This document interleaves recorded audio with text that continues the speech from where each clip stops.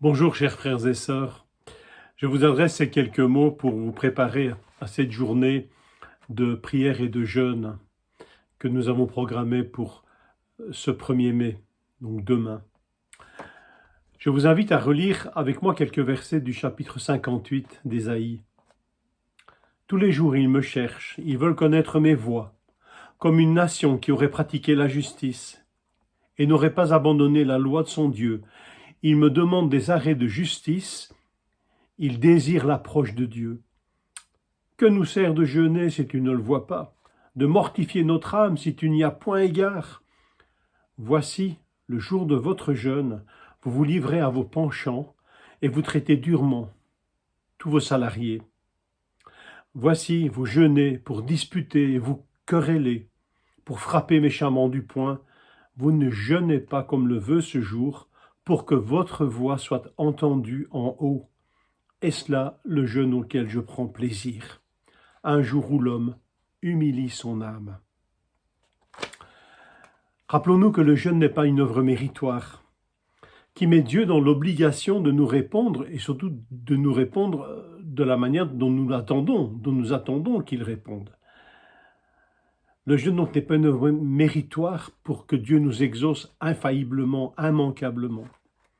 Voilà une conception que le prophète dénonce de la part de Dieu. Le jeûne est un moment où l'homme humilie son âme. Il ressent ses limites, ses faiblesses, sa faiblesse. La prière est elle aussi un aveu de faiblesse, assumé et porté devant Dieu. C'est une déclaration qui doit vibrer, qui doit toucher nos cœurs, celle que Jésus a prononcée un jour. Sans moi, vous ne pouvez rien faire.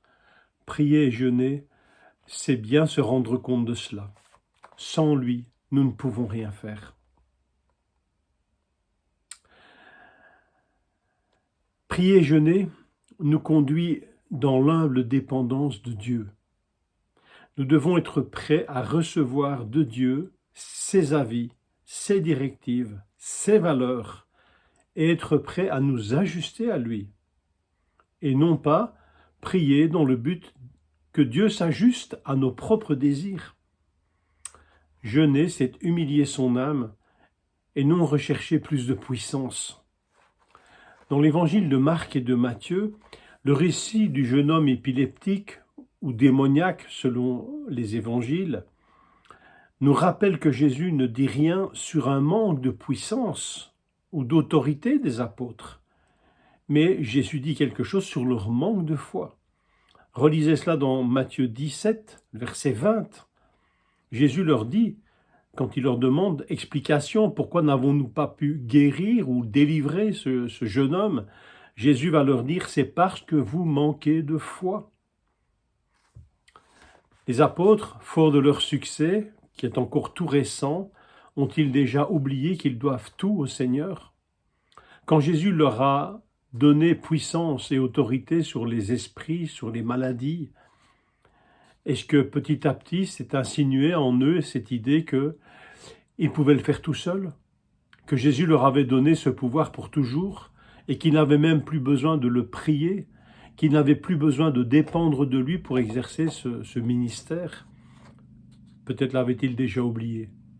Parce que Jésus doit quand même leur rappeler que cet esprit ne sort que par le jeûne, oui, mais la prière.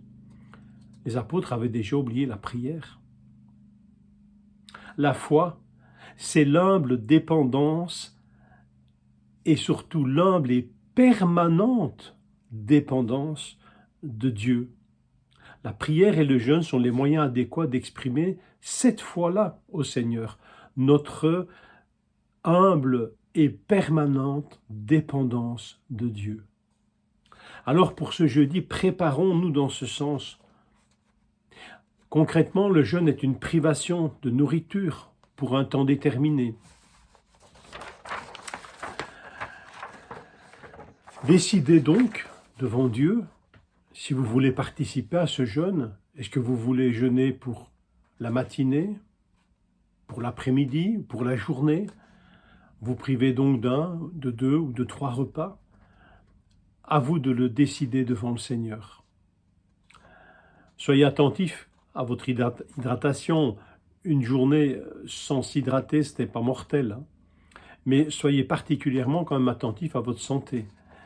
Le jeûne, encore une fois, c'est une décision volontaire devant Dieu. Ce n'est pas une imitation pieuse. La motivation est importante pour le Seigneur. Alors ne vous mettez pas non plus en danger. Si votre santé est fragile, buvez de l'eau. Et voilà, jeûnez comme le Seigneur va vous le mettre sur le cœur. Alors bien sûr, si c'est pour vous une nouvelle expérience, quand un repas est sauté, notre estomac soudain se rappelle à nous. Alors, on joint donc la prière au jeûne. Nous ne jeûnons pas pour méditer sur notre estomac qui a besoin de nourriture. Nous jeûnons pour humilier notre âme, pour nous rapprocher du Seigneur et y joindre la prière. Alors, nous voulons rechercher la volonté du Seigneur, écouter sa voix. Pour ce qui concerne notre assemblée, le ministère pastoral et son avenir dans notre Église, les projets de l'Église pour les bâtiments, les travaux envisagés de réparation, le parking, la maison et l'emploi que nous voulons en faire et que le Seigneur surtout veut en faire. Notre vie de communauté, les réunions de maison. Si vous n'avez pas encore écouté la vidéo de Raphaël, faites-le vite afin de pouvoir répondre à ce qu'il vous demande. Réunions de maison, les ministères que nous sommes appelés tous à exercer, selon les dons que Dieu nous confie, nous donne. Prions pour notre témoignage dans ce monde, individuellement, mais aussi en tant qu'Église. Alors justement, à propos de l'Église sera ouverte de 8 à 17 heures. Encore une fois, nous ne fermerons pas à 17h01. Mais les anciens vous y accueilleront à tour de rôle, tout au long de la journée. Alors venez-y, les portes sont ouvertes, suivant vos disponibilités et vos possibilités, et aussi en fonction de ce que vous avez résolu de faire devant le Seigneur. Il vous est possible de jeûner, de prier aussi chez vous. Alors, à jeudi, bien fraternellement, et que Dieu vous bénisse.